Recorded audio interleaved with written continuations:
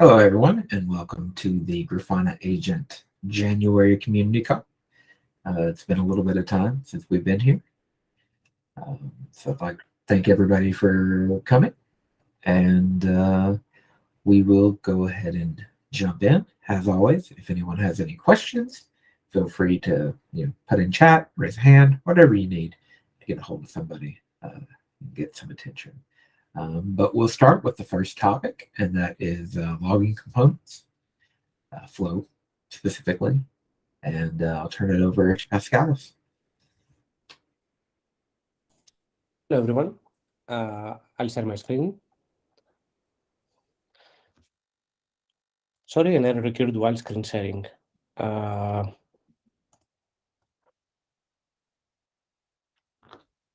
is there any way that I need any privileges to do that?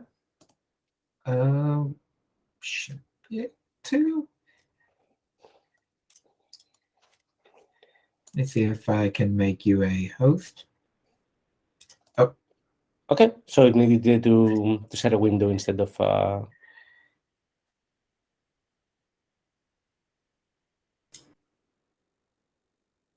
I'm still not seeing anything. Can you see my terminal now? No? I cannot. I'm just going to. You're a co host now. You should have all the powers.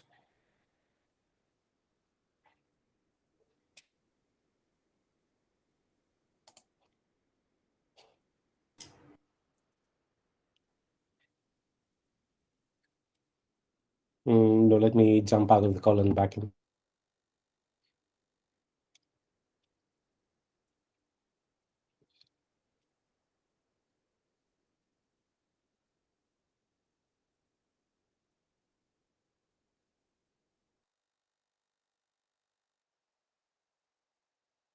Still nothing, right?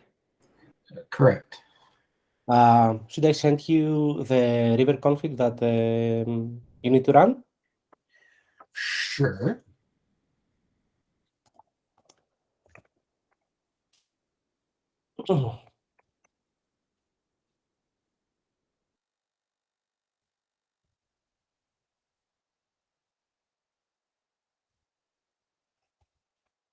Anybody else try sharing their screen so we can see if it's a problem with the setup here or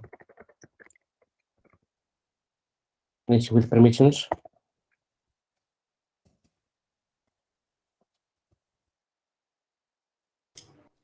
I can share. I can share. Okay. Yeah, I can see Robert's screen. Sorry, folks, I don't know exactly what's going wrong here. No worries.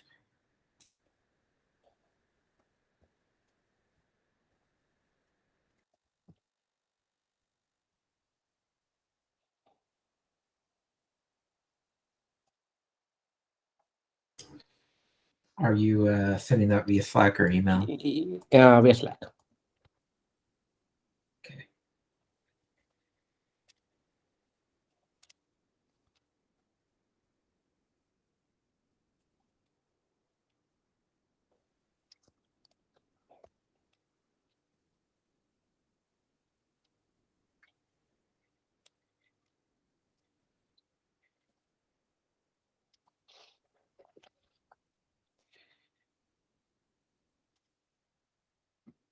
Got it.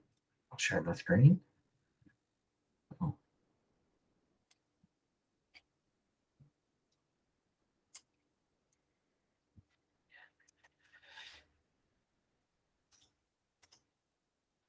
Window.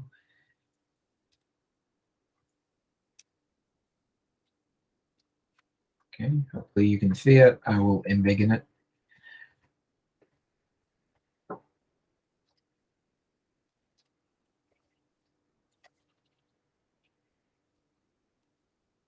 Can people see my screen? Yep. Yes. Okay.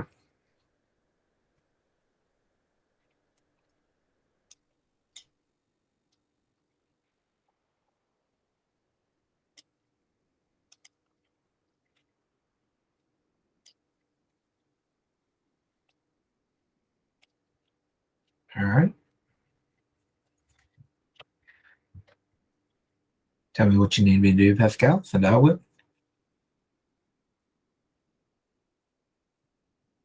You're muted. Can you try running this configuration, or should we just go and explain what everything does here? Can you say that again, sir? Yeah. Do you want us to go through the configuration and explain what's going on, or do you want to run it to build the agent and run it and see it in action? Explain it first, and then we can share. Okay. So first we can see the global logging block, which is what we currently have in the agent, along with a hint of what's coming in the future.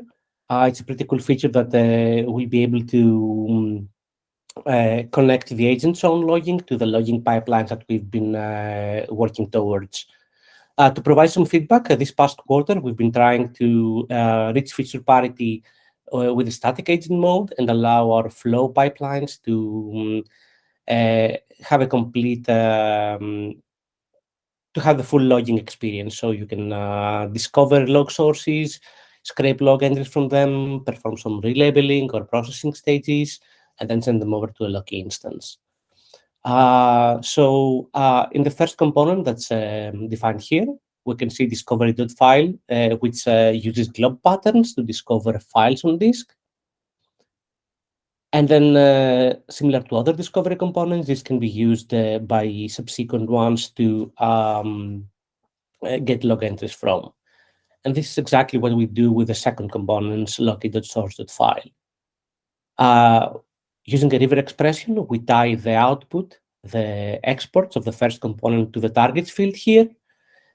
And we also tell it where to forward the received log entries from, where to forward the received log entries to. In this case, we'd like to pass log entries through some processing stages defined by the next component, which is the loki.process. The way that the loki.process component works is similar to Promptail's pipeline stages. It can run one or more processing stages in sequence, and these stages have access to a shared extracted values map, where one stage can use the output of a previous one and combine them in powerful ways. So, for example, here we define a new stage that simply parses incoming log lines as the CRI logging format. In the comment below, we can see how that works.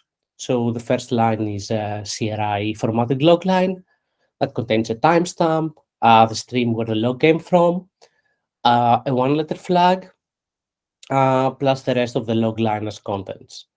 Here we can see that the CRI stage is a predefined pipeline which extracts all these values in the shared values map so that they can be used by subsequent ones. We're looking forward to change the syntax of processing stages so that they're easier to write and read without having to have this indentation. So in the future, you'll be able to do stage.cri or stage.logfmt here. But for now, this is the syntax that River supports. So what the next stage does is parse some content as a logfmt. If the source is missing or is empty, then the log line itself is parsed. But here we instruct it to parse the value stored in the content field and to map whatever value it finds as level in the LVL variable, as well as whatever finds under MSG. So after this stage is run, as the next comment block says, we also have these two new values in the extracted map.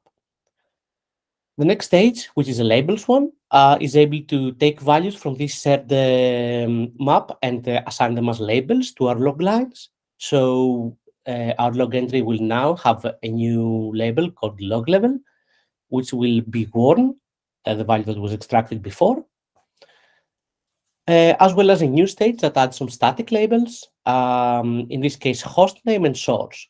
Here we can see the result of another river expression, which is able to get the environment variable host name and assign it back to the host name label. The environment function is part of the River standard library. And we're looking forward to expand it as well with more useful functions for you. Finally, the final stage, which is called the output, simply sets the contents of the log line to what was extracted in the MSG value.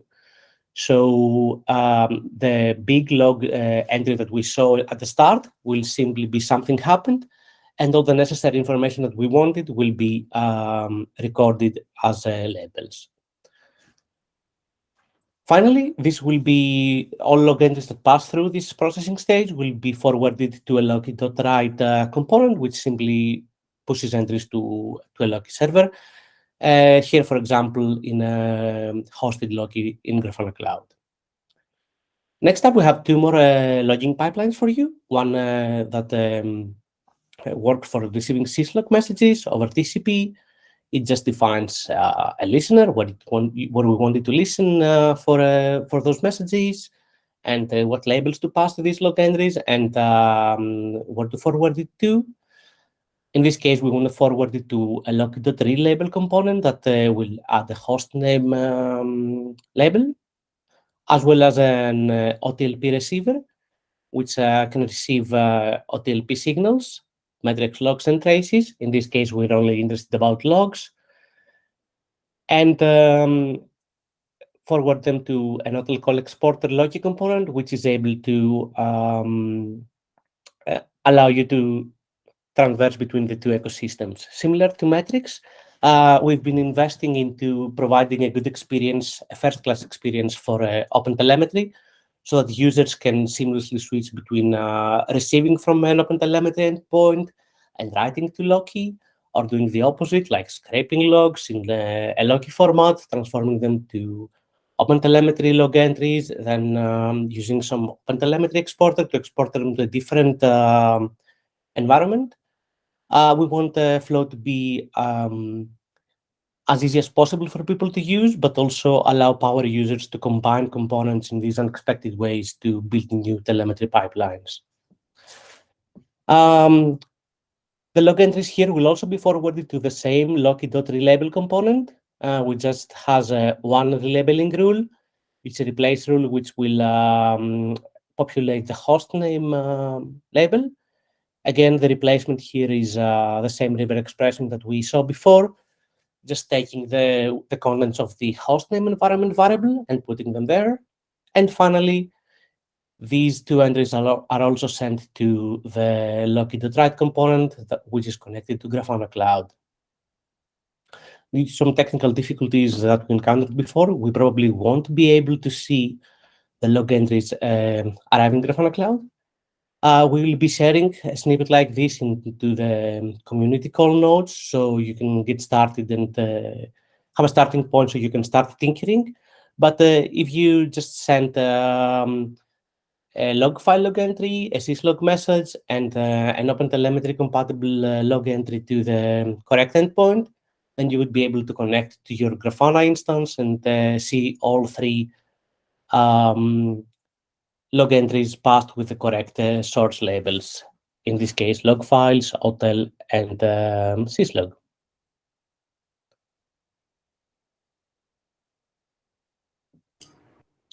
Are there any questions or things that you would like to highlight?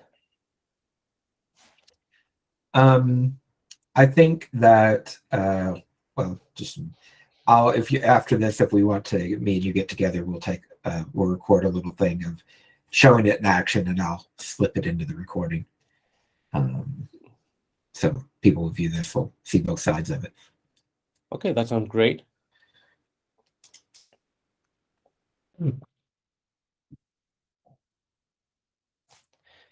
Hello, everyone.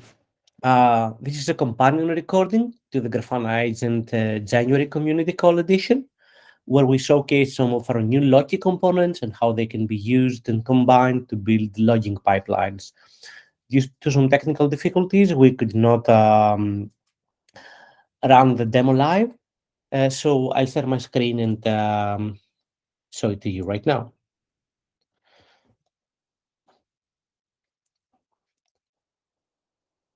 Very quickly, this is a config that we went through, a logging block that in the future will be able to redirect the agent's own logging in a Loki pipeline. Here we're discovering log files using globe patterns, reading them, and then running some processing stages on them. We also have some listeners for syslog messages and OpenTelemetry log entries, where we add some relabeling rules to them to add the hostname environment variable, and we send everything both to a logi.std out component that is for demo purposes, so that we can see everything working in the command line, as well as a Grafana cloud instance. Let's go ahead and run it.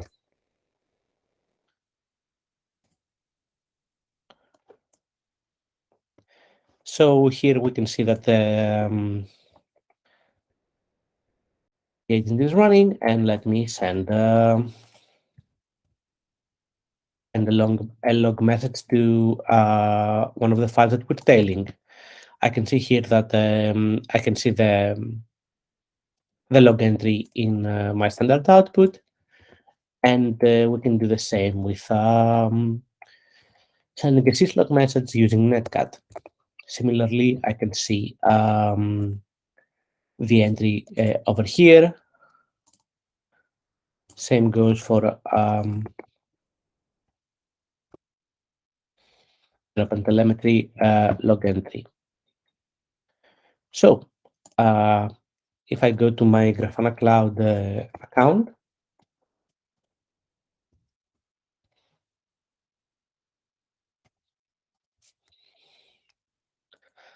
I can see that I have received log entries from 3 sources with the label log file, OTel, and syslog. With an application event log entry, the message something happened after the log.process pipeline, and the OTel log entry as well. What's interesting to see is the Flow UI, which is a really nice way of debugging telemetry pipelines and seeing how they match the mental model of the user and what actually goes on when the data flows through the defined pipelines. So here we have the Loki.source.syslog component and the OTel collector receiver.otlp export the data in Loki format. And both of these direct data through a relabel stage and send them over to Grafana Cloud and to start the output. We're trying to make the OpenTelemetry ecosystem a first-class citizen in Grafana Agent so that users can seamlessly switch between the two. So here you can see an example of receiving log entries from an OpenTelemetry instrumented application and then handling them as log entries, but you can actually do the opposite as well. And on the right-hand side, you can see the opposite. You can see the discovery.file component picking up the targets, which the Loki source file reads, and starts tailing those files. It sends those files over to Loki.process so that they get processed, and then they get written to Grafana Cloud and logged to standard output as well. Each of these components has its arguments listed. So here we can see how the globe patterns were expanded and what files flow is currently tailing, along with whether the tailer is running, what labels it is appending to the log entries, what is its read offset, and we can see what other components it depends on.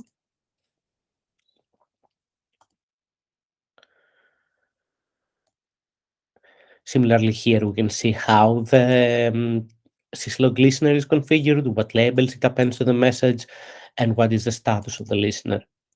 We hope that this is a much easier and intuitive way of configuring logging pipelines, not only an easier to write, understand, and modify configuration file, but also something that is easier to understand and make sense of in a production incident or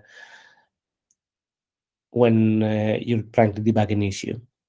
Feel free to reach us in the agent repo, in our public community Slack, or in a GitHub discussion about how this works for you. Any lessons learned or any feature requests, we'll be happy to hear from you. Have a great rest of the day. Thank you.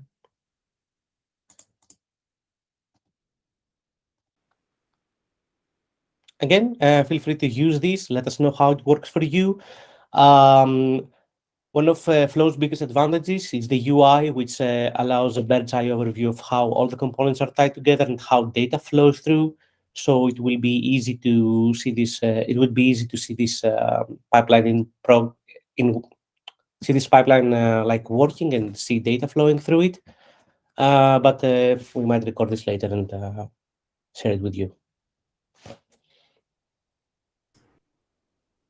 Cool. Thank you very much. I will stop presenting. And I think that leads us to Helm charts. Yep. If you want to take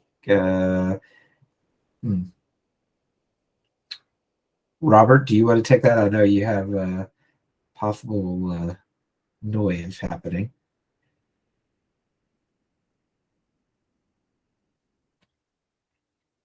All right. I can give a little detail on it. Okay. We have Helm charts now for the agent. Hooray! Use them. They're really new. They're going through a lot of changes, so I can't promise you won't have to rewrite your values.yaml a bunch of times. But we're excited because we think the Helm charts are the way people configure, like, deploy things in Kubernetes and not JSON it. So, the Helm charts are meant for flow mode by default, but you can change it to be static mode. We're going to continue investing effort in making the Helm charts really good and start documenting them more and more as the weeks go on. Let us know in the GitHub issues if you have any problems. 2 questions. What is static mode, and where can I find these Helm charts? Good questions. Static mode is the I mean, how do we want to describe this? So flow. Okay, so static mode is not flow mode. Does that help? Is that useful?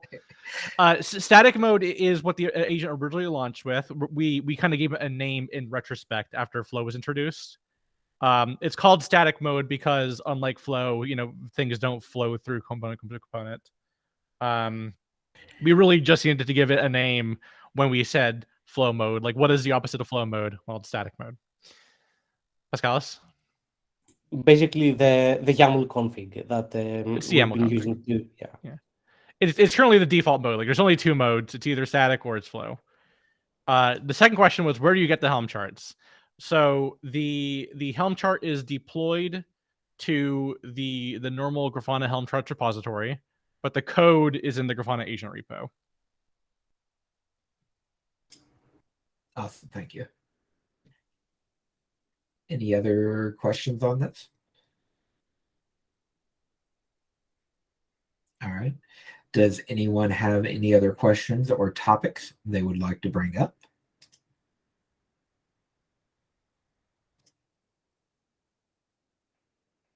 All right. If not, we will end a little early and give everybody back some time. I appreciate everybody for showing up, and I will get this, and I think actually maybe November's on the YouTube channel sometime today. Probably actually tomorrow. It takes a bit to compile. So thank you for everybody coming, and we'll see you later. Thank you.